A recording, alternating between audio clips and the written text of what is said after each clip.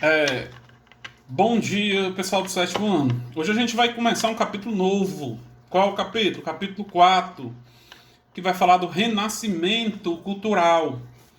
Mas como o nome já diz, o que foi isso? Um renascimento da cultura. Uma nova visão de mundo, uma nova visão do homem. Em um período que o conhecimento vinha do teocentrismo, né? Que todas as explicações vinham de Deus. E o renascimento veio para valorizar o homem, para tirar o Deus do centro do universo e colocar quem? O homem, valorizar o homem.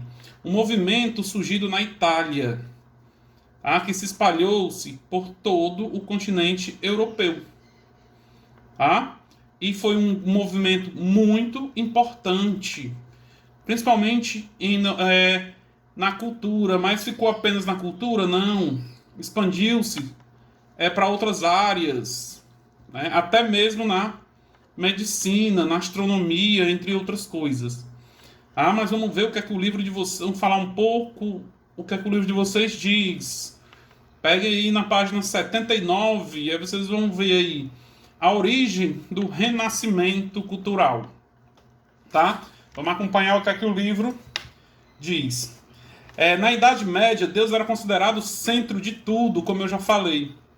No Renascimento, esse lugar passou a ser ocupado por quem? Pelo homem, pelo ser humano, num episódio chamado antropocentrismo, onde o homem vai ficar no centro do universo.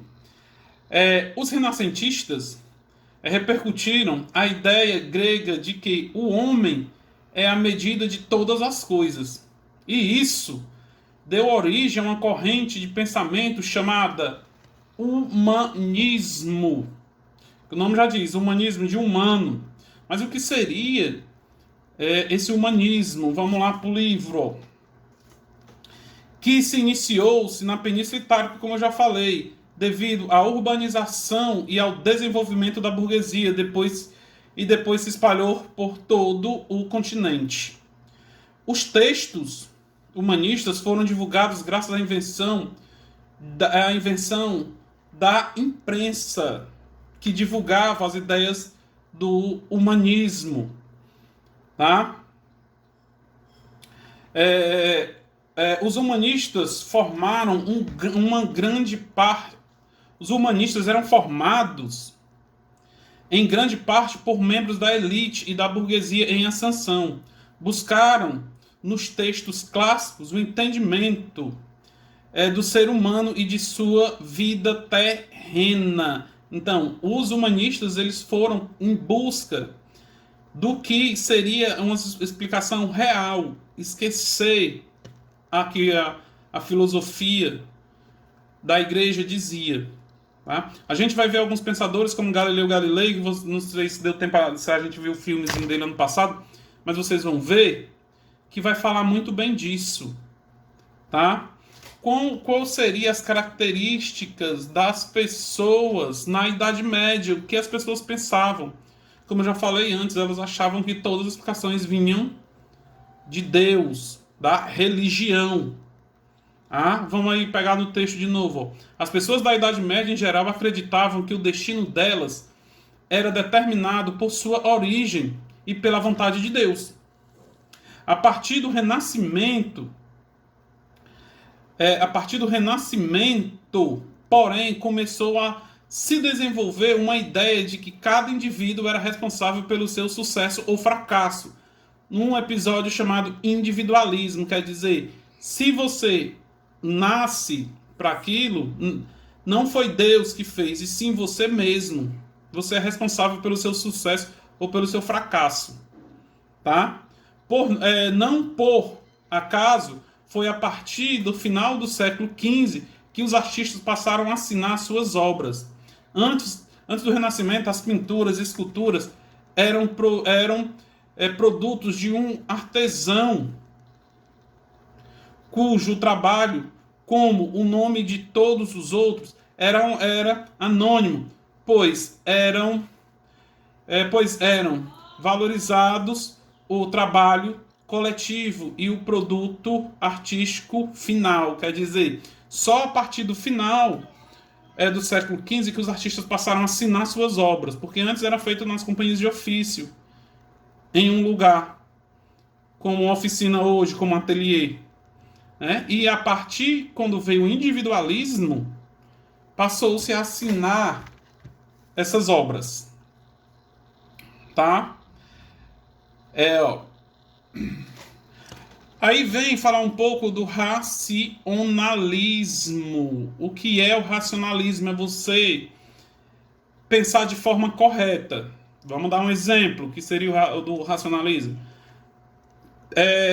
Tá trovejando, relampeando muito uma chuva. O que é um pensamento não racional? É porque Zeus, o deus do trovão, está insatisfeito. Isso é um pensamento irracional. Qual é o pensamento racional? Tá chovendo, né? Tá chovendo, as nuvens estão carregadas e estão se chocando umas com as outras e estão causando um trovão e um relâmpago. Isso é um pensamento racional. Esquece aquele pensamento irracional. Dos fenômenos eram acontecidos pelas vontades dos deuses. Tá? Por isso que no livro diz assim: para os medievais, todo saber vinha de Deus e dos textos sagrados. Já os renascentistas diziam que o conhecimento resultava da observação e da experimentação, o que gerou uma postura mais racional e crítica, o racionalismo. Você ir em busca da explicação real para as coisas. Vamos pegar aqui na sala de aula. Aluno X tirou um 10. Aluno Y tirou um 0.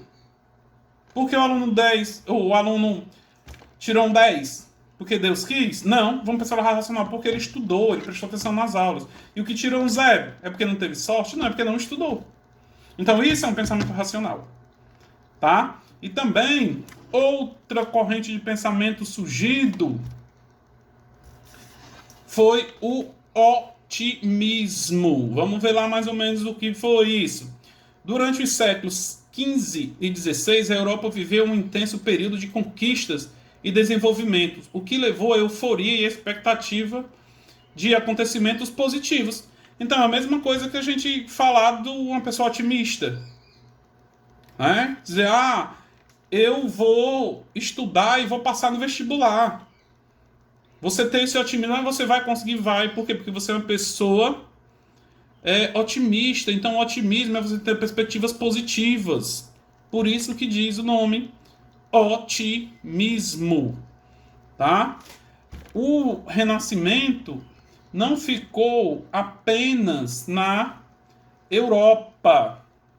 Tá? E se espalhou-se não ficou somente na Europa, mas se espalhou por outros continentes. Né? Chegando até as ideias do Renascimento aqui no Brasil.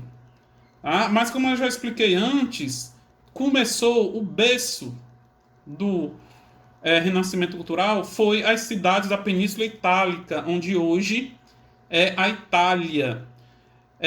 Principalmente intelectuais das cidades de Veneza, Florença, Roma, Milão, Nápoles, que eles tinham apoio da burguesia, esses artistas tinham apoio da burguesia, os artistas dessas cidades. Por isso que conseguiram difundir suas ideias, saindo até mesmo de dentro da própria Itália. Vamos pegar aí o livrinho na página 81, que vai tá dando uma explicação. Vai estar dando uma explicação sobre isso. Ó. Península Itálica, o berço do Renascimento Cultural. Professor, por que não é a Itália? Porque nesse período ainda não existia a Itália. Tá? Era a Península Itálica. Tá? Vamos ver lá. Ó. Nos séculos 14 e 15, como disse, historiadores chamados dos períodos do Renascimento, vocês vão ver isso no ensino médio, teve fases. E aí no livro está mostrando essas fases.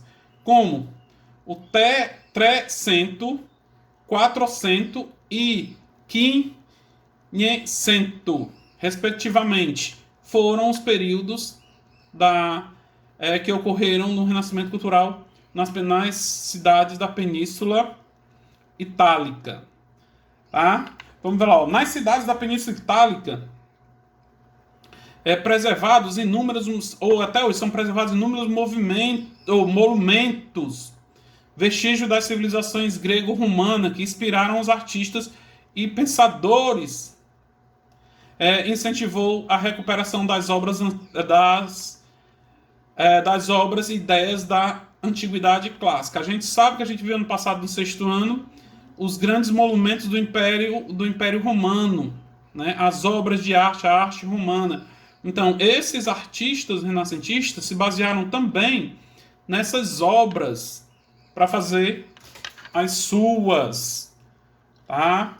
Vamos lá, prosseguindo aqui. Aí vocês vão ver aí o Renascimento nos países da Europa, tá? Vai ter uma explicação sobre o Renascimento italiano, seus representantes, que vai ser a nossa atividade, tá? Os artistas representando de todos os países, outros lugares da Europa, como França, Inglaterra, a região onde hoje é a Alemanha, a Holanda, Portugal, Espanha, tá? Todos eles tiveram seus representantes. Vou citar alguns para vocês aqui. Tá? Eu estou passando direto aqui, estou voltando no livro. Se vocês olharem, eu estou aqui com o livro de vocês aberto na plataforma. Tá? Por isso que algumas coisas eu estou lendo e explicando para vocês através do livro, o livro digital de vocês que eu tenho, tanto do professor como tenho o do aluno. Estão vendo aí? Então vamos ver lá alguns representantes desse Renascimento. Vamos lá, o Renascimento na Itália.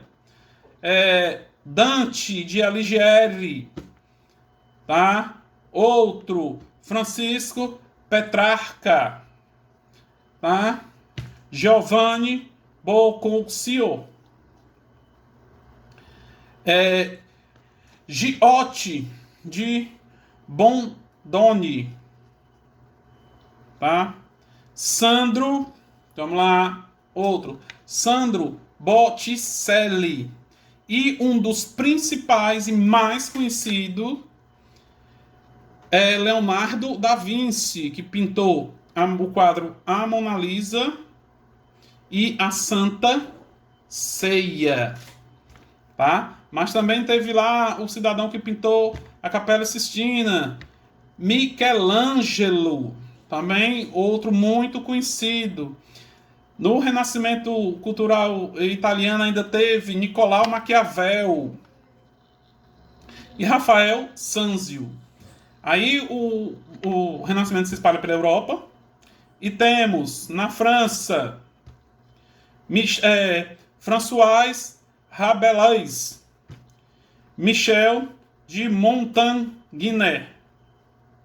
Na Inglaterra temos Thomas Muros e o grande conhecido escritor William Shakespeare, que escreveu Romeu e Julieta. Tá? Na região da Alemanha temos a região onde hoje é a Alemanha, por isso está aí região alemã, porque vocês vão entender isso ano que vem no oitavo, que nesse período a Alemanha era composta por reinos, os reinos da Germânia e da Prússia. Vamos lá, a região onde hoje é a Alemanha, Albrecht Dürer, tá? Na Holanda, Erasmo de Roterdã. Em Portugal, temos Gil Vicente e o grandioso conhecido Luís de Camões, o grande livro Os Lusíadas. Tá? Na Espanha, um representante do Renascimento Cultural é Miguel de Cervantes, onde tem grandes poesias sobre as mulheres. Né? Vocês devem ter estudado tudo isso em literatura. Então, esses aí foram alguns dos principais representantes das artes no Renascimento Cultural. Agora vamos ver aqui outros ramos do Renascimento Cultural que não ficaram apenas na literatura, como a gente citou agora, esses pensadores, esses escritores. Vamos lá, o Renascimento Cultural, página 89, agora. Tá? O Renascimento, a Revolução no pensamento científico. Aí onde vem um pequeno probleminha quando vai falar em ciência. Né? Nesse período, se alguém discordasse da Igreja Católica, o que acontecia? Fogueira. E muitos discordaram, como foi o exemplo de Galileu Galilei, que a gente vai já falar dele. Vamos ver aí outras invenções. Quando a gente ouve falar em Leonardo da Vinci, a gente pensa que ele apenas era um pintor, mas não, ele era um cientista também. Por exemplo, o submarino e o helicóptero foi um protótipo dele, né? Que desenvolveu esse projeto, né? Entre outras coisas, tá? Vamos ver aqui um pouco o que é que fala em relação à astronomia e à medicina, onde vai entrar Galileu Galilei. Porque eu quero falando da astronomia, que eu vou pedir para vocês assistirem um videozinho, não sei se a gente já passou, mas vale a pena ver de novo. Na astronomia se destacou-se Galileu Galilei, que foi o primeiro a provar a teoria do heliocêntrica. O que é isso? Que o Sol é o centro do universo, não a Terra.